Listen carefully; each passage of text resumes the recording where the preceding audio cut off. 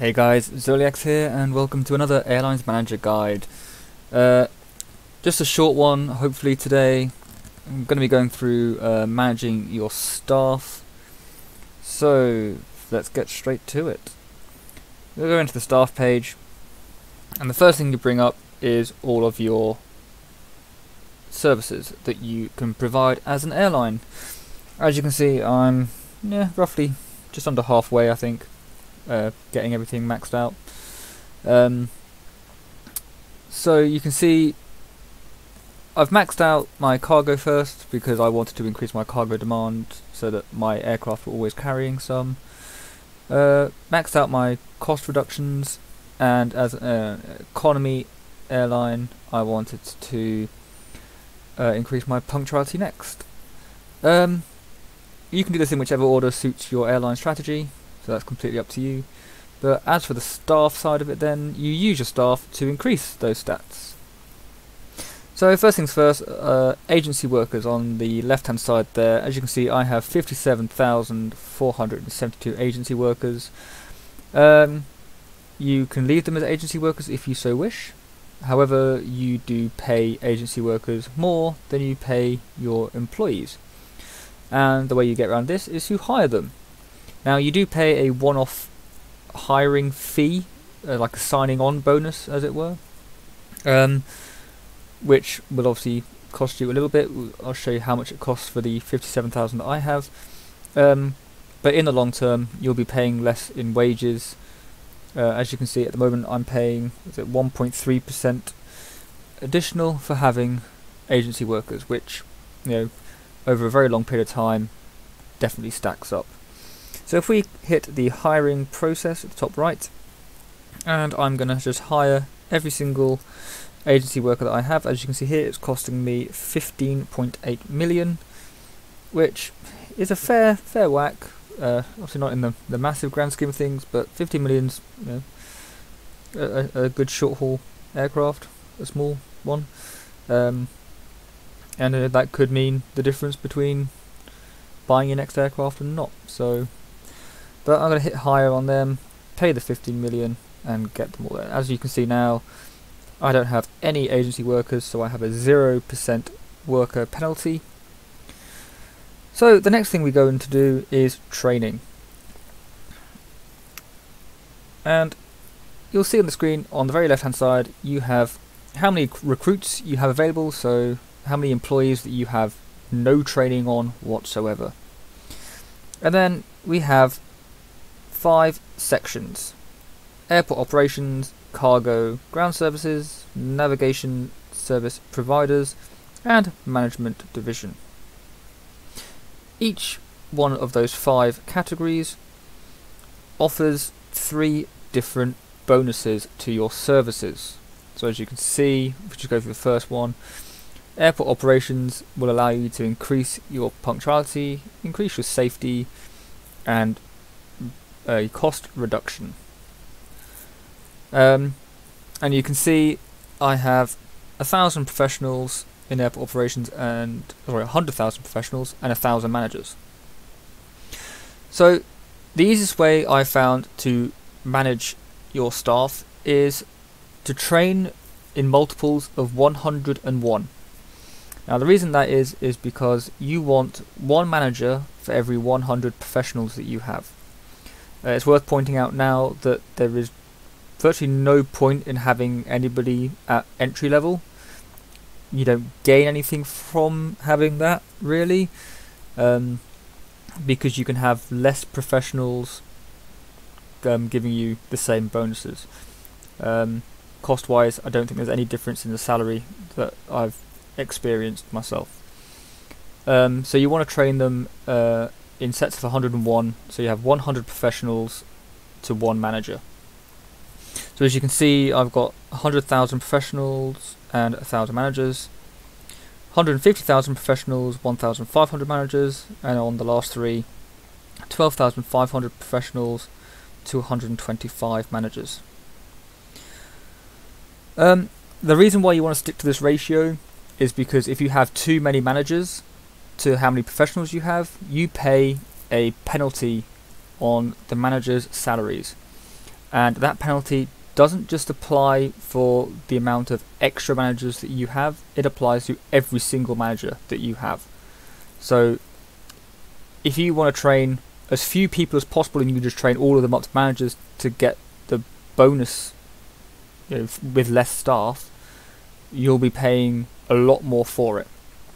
So there is a reason why you don't just train everything to a manager to get the bonuses, which we'll go through the bonuses you'll see on the next screens.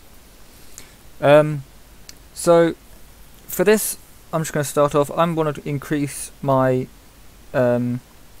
entertainment, price attractive and ancillary revenue over on the far right in management division. And what I'm going to do, I'm going to hit the recruits, scroll across to management division, and I'm going to train some of my recruits. So for this one, you have 3 options: one for entertainment, one for price attractiveness, and one for ancillary revenue. I don't think there's any point in really picking a specific one out at this level, because you're training them up to entry level, and then you're going to straight away train them up to professionals anyway, where you get to choose between a different set of 3. You don't get a different choice depending on which route you go here. So the next 3 options are exactly the same wherever you go from here at this stage. So as I said, you want to train in sets of 101. So I will go for 10,100. So I can add 10,000 people to it, and 10,000 professionals, and then 100 of those will go on to being managers. Hit OK on that, and I'm going to train. Click the train option, and that will bring you straight back out. And as you'll see on the left hand side at the bottom, I have 10,100 in training, which you won't see just yet. So what I'm going to do for the purpose of this video, I'm going to go to my training, and I'm just going to finish that straight away just for this. So if we go back into our staff, training processes, scroll across, you'll see now I have 10,100 entry level people. Click on the entry level people, and you'll see there on the right hand side I have all 10,100 in that area, and I'm going to click the train as professionals, and I want to train all 10,100 into one of these options, and I'm going to go for entertainment and ancillary revenue, easy for you to say, as my primary one. And as you'll see, there's little pluses next to each one, and that shows you how much it increases. So for the aircraft acquisition and financing, entertainment has 2 pluses, ancillary revenue has 2 pluses, which means it goes up for the same an equal value, and you'll see that can differentiate when you go up to the manager level, which I'll show you in a second. So as you can see, my entertainment is going up from 51 to 92, and my ancillary revenue is going from 45 to 65 even. So I'm going to hit the train on them, and I'm going to train them up. And then what I'm going to do, while I've got those on training, I'm going to go to professionals. So I've got 10,100 ready to be trained, and I'm going to train up 100 of my current professionals into managers. So as you can see here, the pluses are now different between a lot of them.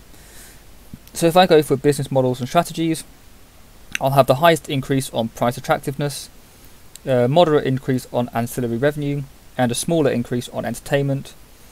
For revenue management, it's a high increase in the ancillary revenue, moderate on price attractiveness, and lower on entertainment.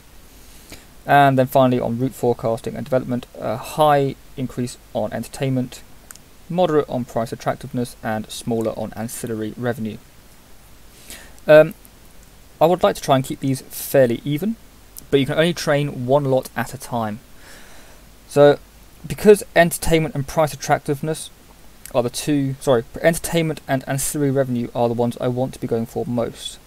but unfortunately there isn't one where entertainment is the highest and ancillary revenue is second. So I'm just going to go and bite the bullet for route forecasting and development, and I'm going to train 100 into there. And as you can see from that one, I gain 3 in entertainment and 1 in price attractiveness, added on then to what I will also gain from training up the extra 10,000 professionals. I'm going to hit train on that, and that'll be done. So once all that comes through, as you can see, the training is now in process, and once that's finished I will have 225 managers, and I will have 1,200 I'm trying to do my maths here. I'll have 22,500 professionals. I can do maths, me. So there you have it. That's the simple way to do it, and the reason why people go bankrupt with this is because they think, oh well, managers give me the highest increase to my my services, therefore I'm just going to whack everybody up to managers. And because of the penalty that you pay on people's salaries when doing so, means you'll be spending an awful lot of money on salary. As you can see, I have 378,000 employees, and I'm paying 123 million a day. If you then add penalties onto that because you've got so many managers, you're going to be looking at, you know, upwards of $1 billion, if not more. Which, if you're a small enough airline, you know, I'm not exactly the smallest of airlines on this account, but if I'm only making 1.3 billion a day, and I have all of those as managers, and I get penalties, and I'm having to pay out $1 billion a day, you know, you're really knocking on your profits there. And if you have too many, you can easily bankrupt yourself by mismanaging your staff. So I hope that guide's been helpful for you. The key rule here is just stick to the multiples of 101, one manager to every 100 professionals. The other thing to remember is if you kind of go a bit too over the top and you train too many people, you do have the option to retire people. So if I go into the professionals and I wanted to retire some people, you have the little cargo box in the bottom right of each section. If you click on that, you then have the option to retire as many people as you like. And as you can see, the more people I go to retire, the lower my bonuses are. So as you can see on this one, because I've got the 500 is obviously the maximum you can have for your bonuses. So on this one, as you can see, I'm over by 10 on the offer attractiveness and over by 126 on the cargo delivery. So if I wanted to, I could retire, you know, just enough. Keep scrolling there to bring my offer attractiveness to 500. Gone too far again. About there. So I could, if I wanted to, retire 2,225, and you know, still keep the bonuses that I need. But you know, it's just personal choice if you want to have them all. Once you've got everything up to maximum, hire your agency workers and just keep them as entry level. It's the cheapest, but if you don't have to worry about it then either. So I hope that guide's been helpful for you guys. Not as short as I was hoping it was going to be, but you know, hopefully I explained everything well enough for you guys to understand. But yeah, catch you next time, guys. Thanks for watching. Don't forget to hit the like button, subscribe if you haven't already, and if you have any questions, please leave a comment below and I will try and get back to you. Thanks for watching. Catch you again next time.